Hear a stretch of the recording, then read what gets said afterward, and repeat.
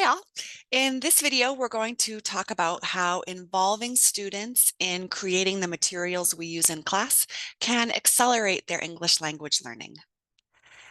As we've talked about, the Ella curriculum units that we provide are great, but they aren't perfect, and we often need to adapt them or supplement them for class. And it can be time-consuming and frustrating to look around for just the right supplementary materials. So what if we involve our students in making that material? Involving students in creating class materials has many benefits. It's student-centered because students are doing the work of creating and checking the material. It maximizes student talk time as the students work in groups to create and refine the material. It's easily modified to accommodate the vast range of proficiency levels we have in our classes. It's low prep and saves you planning time. And while it does take more in-class time to have students create the content, it also draws students deeper into the material, which is what we want.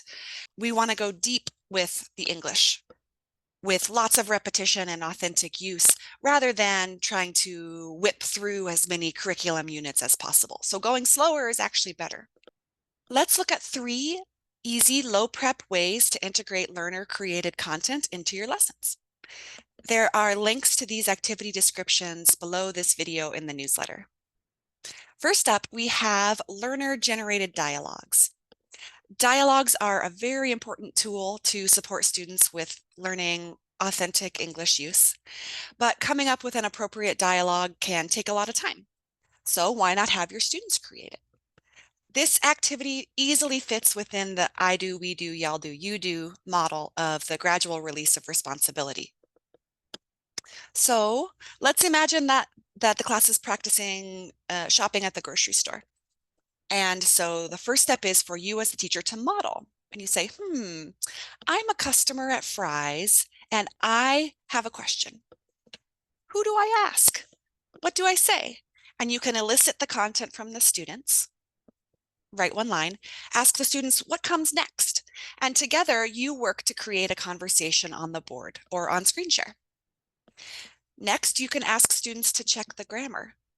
Is what they have produced correct or not? You can correct it together.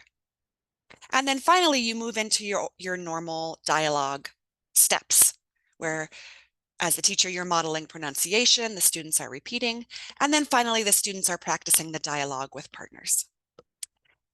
Next up, we have learner-generated questions. Question formation is an essential communication skill, but it can be really boring to practice if decontextualized. So having students generate questions before reading a text or watching a video provides that contextualized grammar practice, cultivates creativity, maximizes student talk time, and develops confidence. So there are 3 phases to question generation. The first phase is to contextualize the text.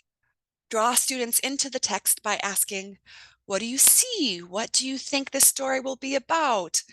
Why do you think that? Then you can move into the question creation, where again, you model the question creation, then do it together as a class. Then we move into question creation, following the I, we, y'all, you steps. So first, you can model thinking and creating questions about the text. You can give students sentence frames to support them with the question formation.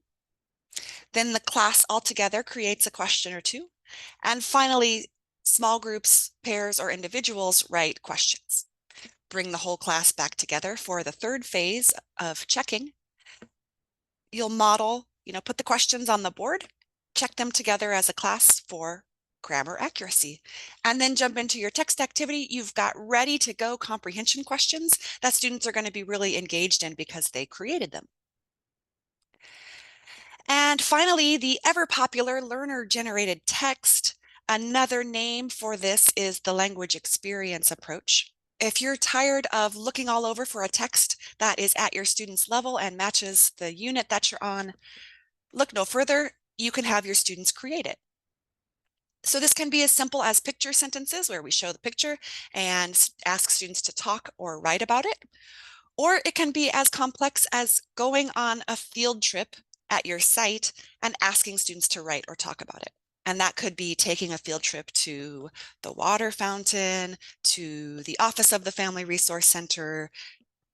Anything can be a field trip. We're using that term very loosely here. In each case, we share a prompt or an experience. We elicit student descriptions and reactions, write them down, and then use them as a text in subsequent class activities. This is an extremely popular strategy, so I won't go into it too deeply here in the video, but rather I've linked several guides to it in the newsletter below. In conclusion, involving students in creating class materials is low prep for us as teachers and super beneficial for students. It engages students in creative English use, in peer and self-correction, and in authentic communication. As always, thanks for all you do. Have a great month.